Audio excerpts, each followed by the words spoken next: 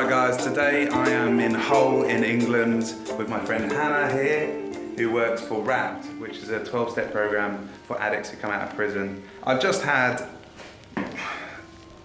one of the most intense sort of hours of my life really. I sat down with the lads and they do what they call sharing, and Pat, is his name Pat? Yeah. Pat just shared his whole story. I thought he must have done it 10 times. He went through in great detail, being very vulnerable. He said it was the first time he's ever done it. And then a bunch of other people spoke and I was blown away, frankly. I didn't want to film during that session because obviously it changes the dynamic a bit, but we're going to go back up and chat with some of the lads. They've said they're up for it, haven't they, Dougie? Yeah. All right, let's do this. Do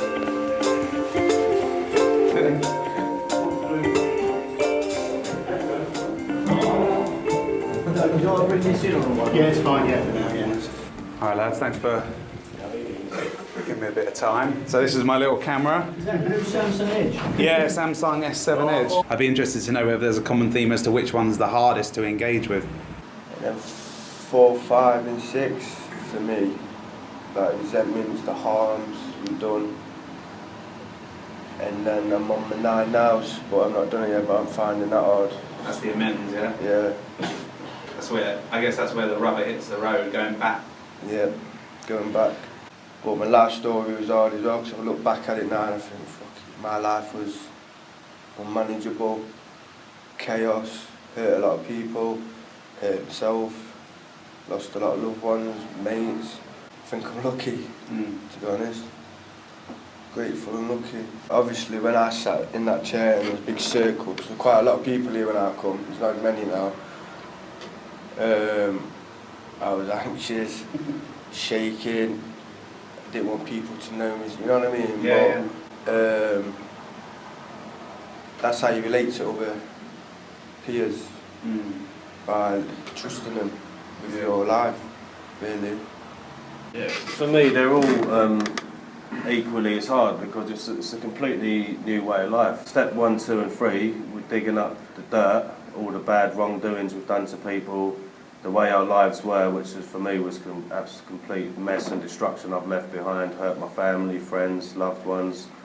So that all gets brought up and it uproots a whole lot of feelings, emotional, just hurt and pain really. And then you get to like 4 and 5, why did I create all that destruction? What was the reason behind it all? I've been acting this way for 20 years. I wanted answers. Yeah. Okay, I know that I've done this, I've done that. Why have I done it? That's what I wanted. And the 4 and 5 gave me the answers I needed as to why I've been behaving that way for so long. And then what to do to change that behaviour basically. 8 and 9 are getting in contact with your family, admitting all my wrongdoings and approaching my family and saying, look, I'm really sorry for all the shit I've caused. I'm not going to promise you I can't do it again, but here's where I'm at. I mean it from the bottom of my heart. I'm sorry, I'm trying to change my life. And I'll try my hardest to be the son you've always deserved. And then 10, 11 and 12, which I'm not there yet. I'm just coming up to my number 9 amends now. Yeah. I should be going. You've been here 3 months now, haven't you? Yeah. Just after. So I hope to be going home within the next 2 weeks to do that amends process and say sorry to my family. And you said something about maybe hoping to do like an electrical course or something when you come out. Yeah, like I started it when I was younger, but with my drinking and drug problem, I just completely went off the rails, and I've done 2 years from 16 to 18, and it's something I loved and I've always wanted to go back to, but with my drinking I was sort of stuck in the way I was and just couldn't get out of it. And but yeah, by doing this now I hope to leave here and go straight back into college. Cause I know I can achieve it. If I can achieve this, I know I can achieve that quite easily. So yeah, life's looking good. I've got options, I've got a choice. You look pretty fresh, mate, I have to say. It's not as if you're getting older. I wouldn't go that far, but I feel better. If you saw a picture of me 3 months ago, it was quite a different change. Yeah. But yeah, it's really good stuff. You're not here the last for that now, mate. I'll tell you one thing I did say, right, in a group a couple of weeks ago.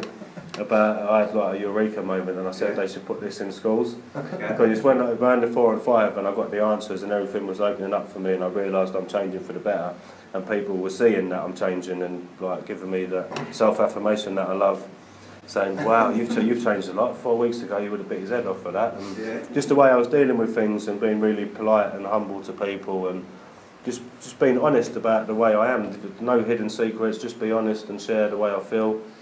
And I said that they should put this in schools, because people coming out of school, a lot of youngsters now dabble, we all dabbled in the process, tried a little crafty fag behind the bike shed, next thing is weed. If they put something similar to this in schools and just taught people about the behaviours and the way, what can happen, where it can lead, like, I think it'll be a really, really good thing to do. Yeah. And I could probably make a few million, but... If you haven't got stable family and stuff like that doesn't help. On edge now. I'm all anxious. How'd you feel? Pensive. Yeah. Put me on the edge, mate. This is the prayer, what we say after each group. Yeah. God grant me the serenity to accept the things I cannot change, the courage to change the things I can, and the wisdom to know the difference. In terms of addiction, you know, people are dead from the neck down, and everything's in the head. You know, it's complete. The mind is screwed. We want to open that up. Yeah. You know, connect your head to your heart. Well, that's all the emotion stuff was about. And then you can start accessing and asking, what am I doing here? What's my purpose in life?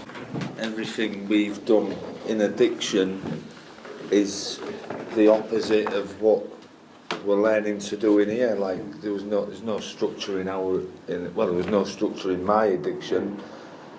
I was self-destructive.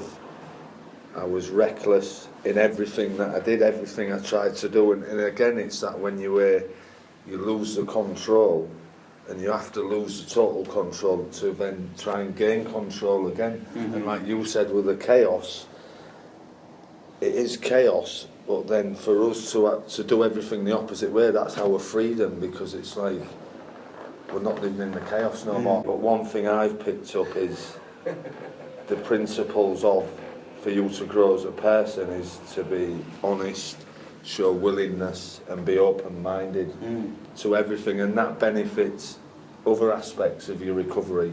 I could think of a bunch of politicians that would do well to go through this programme. Like Pat said, with the schools. Well, exactly. It's just an education, isn't it? It goes back down to what people, you know, sort of old school people used to say, you know, it's you know, treat people the way you'd like to be treated yourself, do you know what I mean? Yeah. You know, and just be basically humble, just as a way to live your life with a good moral compass, do you know what I mean? Yeah. That's what it comes down to.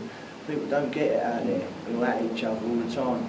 You know, if they could come in here as you are and see a group of men from all different backgrounds, do you know what I mean?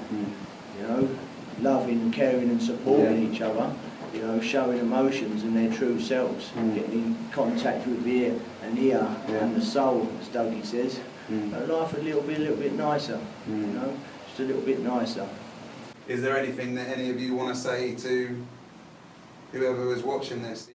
If you're out there in addiction, get to your drugs, teamwork, and try and get into rehab, because there is a future out there. I just hope you do and listen. That's about it. I think one of the biggest challenges is to take that step to commit towards abstinence-based recovery. You know, because that is the big change, is to actually accept, okay, I can't drink or use drugs successfully. You know, am I up for, you know, an abstinence lifestyle? There's a fantastic life, you know, if you can do that, you know, get through that short-term pain for the long-term gain. Pain now, pain later. I've changed a lot. Drug-free, not having to wake up every morning to get my medication, go out grafting or to get drugs. So You said your sisters are back around again, and aren't his they? family's back around now. So I've got everything coming together. Just by getting through the door, I've seen everybody's life change immensely. People get in contact with their families, people's health increasing, the way they're learning, their behaviours. Everyone in this room, their life has changed dramatically since the day they walked through that door. Myself included. I've been 5 months sober now without a drink in me, 2 months in prison, 3 months in here. That's the longest I've ever gone without alcohol in my body. If you put your hand out and ask for help, people will help you. Don't be afraid to ask for help. Simply, that's where my problem was. I never asked for help. I could control everything on my own, to my own demise. Now I've learned to reach out and ask for help. We can, I can't. Just as simple as that. That's it, mate. I'm going through a process in a minute where I get feared up. I'm running to a post office, rob anyone out there, whatever. I'm not feared up like that. But big groups like this, I don't know what comes over me, I just get feared up. Smash it today, mate. Thank you. Yeah, it was massive for Andy. It was like it scored the winning goal. Brilliant. It was. Done well. Yeah. Right, should we go and have a cigarette? Sounds great. Serenity prayer. Serenity. Yeah. Serenity bread. Cheers, mate. Done that. So it's still on, because then you can play that Serenity prayer back. Okay. All right, let's do it then. Who's the big fella who's going to keep us off the Stella? God, grant me the serenity to accept the things I cannot change, the courage to change the things I can, and the wisdom to know the difference. Keep coming back, it works if you work, it's a work, you're worth it. Cheers. I like the video on that. It's like a cool guy. Cool guy. Good luck. Cool Yeah. guy. Firstly, cheers, mate. That was Brilliant. both the session off the video and Yeah. on was just mad, to be honest with you. You can see the progress they're making even within one session. But let's talk numbers though, because obviously lots of these guys are in here for different reasons. Yeah. Pat was telling me that some people come here just because they're trying to like win the game.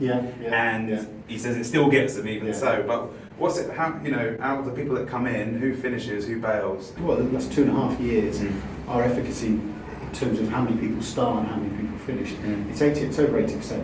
Right. So, which for this particular client group is very, very good. Of those 80%, how many of them are stay clean and don't go back in? The last bit of research where we looked at the follow-up, which showed that 76% post 2 years post leaving here didn't reoffend, didn't pick up. I think it's the other way around for people that don't go through this program. Yeah, I think because if you take them from prison, we're saying if they don't just go through a treatment episode, over 76%, well, I think it's nearly 80% will reoffend. Right. In that first year So basically, from leaving jail. You've got a swing of 50% basically from 75 will to 75 won't. And to really kind of emphasise that in terms of how much it costs, on average, I think it's about £38,000 a year to incarcerate someone in prison for a year. Actually, if they came in and did a full treatment episode of 6 months primary and secondary, we're talking £16,000. Right, I see. Well, and then also take Pat for example. He's likely on the stats to go and do that electrical course. He's not only not costing 35 grand. But he's also then doing a job, making money, contributing asset in the community. So there's financial and social benefits. I think they're huge. How many people coming out of prison with these kinds of addictions are going through this program? Is everyone doing it? Not at all. That is the problem. And we have some vacancies. Right. So that one of our biggest challenges is to support men to come here, and get access. Is the bottleneck that the fellas in prison don't want to come and do it, or don't know about it, or that there isn't the money to have? They know it and they want it, but you can't afford to put them in here. It's a bit of everything, right? You've touched. I think the key thing is around the awareness and actually knowing that it's how successful and how positive the outcomes can be for them. They need to know that. They need to know that. The majority of our funding comes from local authority. Right. Yeah. What, like 80-90% or? Pretty much. And then obviously we do get a lot of charitable donations. We've got a wonderful fundraising group here. And if there's just a fella out there that's watching this video that struggles with alcohol abuse, and he hasn't been to prison, can they ring you and talk to you? Absolutely, they can talk to us, and we can certainly advise them and signpost them. Most people that kind of abuse drugs and alcohol have had brushes with the law, so they should certainly identify with the process we do here. I think what you're doing is awesome, man. Thanks for having me. Appreciate it. Great to see you.